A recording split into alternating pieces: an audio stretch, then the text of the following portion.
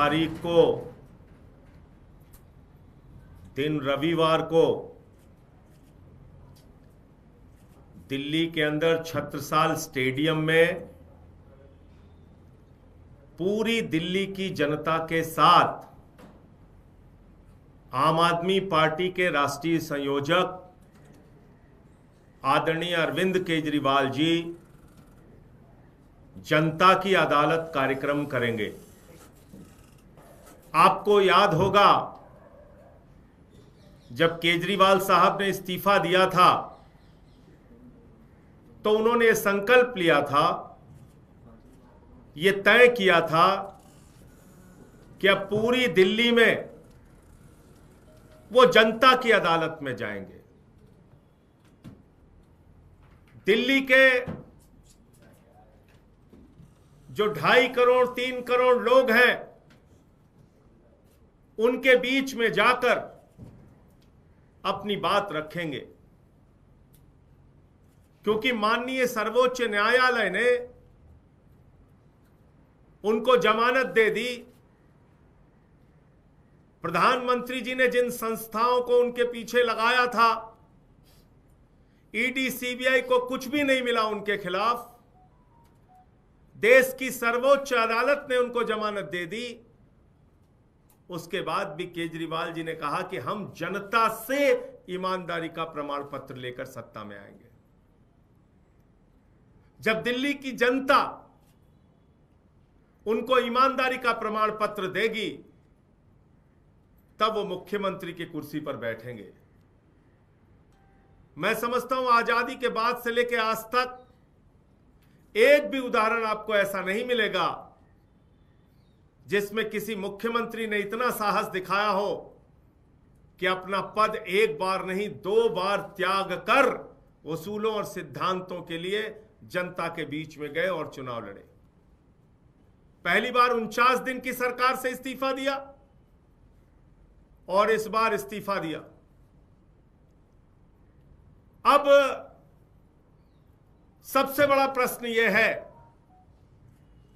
कि जो भारतीय जनता पार्टी लगातार दुष्प्रचार करके आम आदमी पार्टी को खत्म करने की मंशा रख रही थी, उसके लिए हर संभव कोशिश कर रही थी।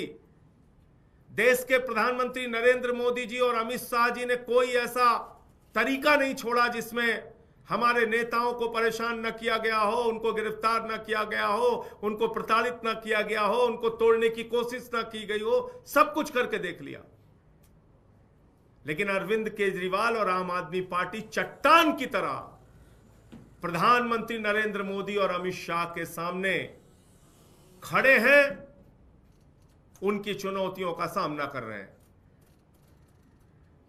और जनता की अदालत से मुझे पूरा भरोसा और यकीन है कि जैसे एक बार 67 सीट आई, एक बार 62 सीट आई, इस बार भी प्रचंड बहुमत के साथ दिल्ली की जनता ईमानदारी का प्रमाण पत्र अरविंद केजरीवाल जी को देगी और वो मुख्यमंत्री की कुर्सी पर बैठेंगे।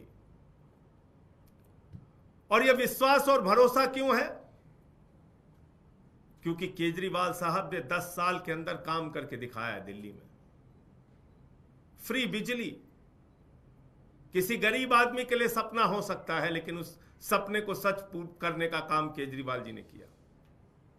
फ्री पानी, साफ पानी, 24 घंटे बिजली, 24 घंटे फ्री बिजली, यह सपना केजरीवाल जी ने पूरा करके दिखाया। हर मां बाप का सपना होता है अपने बच्चे को अच्छे से अच्छे स्कूल में शिक्षा दे। कितना मुश्किल है आज के दौर में, हजारों की फीस लगती है, लाखों के डोनेशन लगते हैं।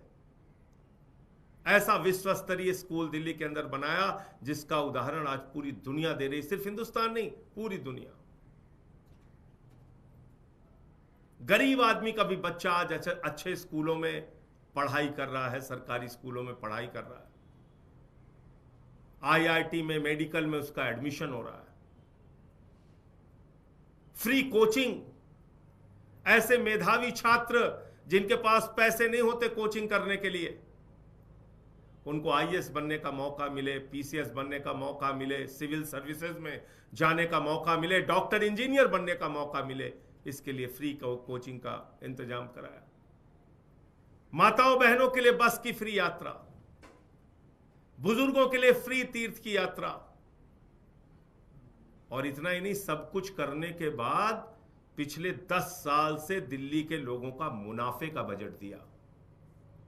इसलिए दिल्ली की जनता मानती है कि सारी सुविधाएं निशुल्क, उसके बाद मुनाफे का बजट, यह है अरविंद केजरीवाल की ईमानदारी का सबसे बड़ा प्रमाण पत्र। इसलिए जितना आप केजरीवाल पे कीचड़ उछालोगे, जितना उनके खिलाफ दुष्प्रचार करोगे, उतना भारतीय जनता पार्टी गर्त में मिलेगी, उतना जमीन के नीचे जाएगी बीजेपी, यह बिल्कुल तय है।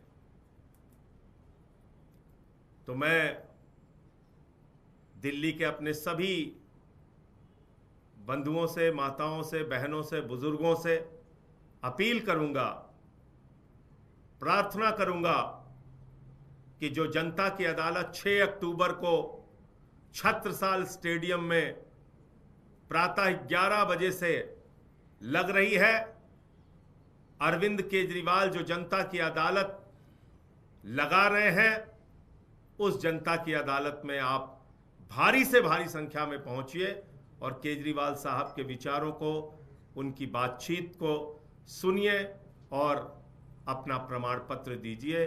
मैं इतनी ही बात कहना चाह रहा था। आपके कोई प्रश्न हो तो आप पूछ सकते हैं। सर, इसमें क्या सिर्फ दिल्ली के लोग होंगे या फिर पंजाब, हरियाणा में? नहीं, दिल्ली के लोग होंगे। ये जनता की अदालत दिल्ली के लोगों के बीच में लगाई जा रही है। एमसीडी की स्टैंडिंग कमेटी का जो चुनाव हुआ था, उसे लेकर सुप्रीम कोर्ट आपकी मेल गई, उस पर माननीय सर्वोच्च न्यायालय ने चेयरमैन के चुनाव पर अभी रोक लगाई है। आगे जब पूरा फैसला सामने आएगा तो आपसे विस्तार से उसके बारे में बातचीत करेंगे। जब तक जवाब नहीं दाखिल हो जाता तब तक चेयरमैन के चुनाव कराने पर रोक लगाई है उन्होंने। एलजी से भी पूछ रहा है कि क्या इमरजेंसी? अब ये सारी बात अदालती कार्रवाई है, उस पर अभी कोई टिप्पणी करना ठीक नहीं है। सर, आज अरविंद केजरीवाल जी ने घर शिफ्ट किया है, वो आपके सांसद के यहाँ रहने के लिए आए हैं, लेकिन बीजेपी की तरफ से आरोप लग रहा है एक महल छोड़ के आए, दूसरे महल में शिफ्ट हुए। देखिए, ऐसा है कि मेरा घर खाली है, खाली कर दूंगा 1 घंटे के अंदर। मैं चाहता हूं प्रधानमंत्री जी हमारे घर में आके रहें। खाली आरोप के लिए आरोप लगाना, सिर्फ मजाक उड़ाना, ये हमेशा ठीक प्रवृत्ति नहीं है, अच्छी बात नहीं है ये।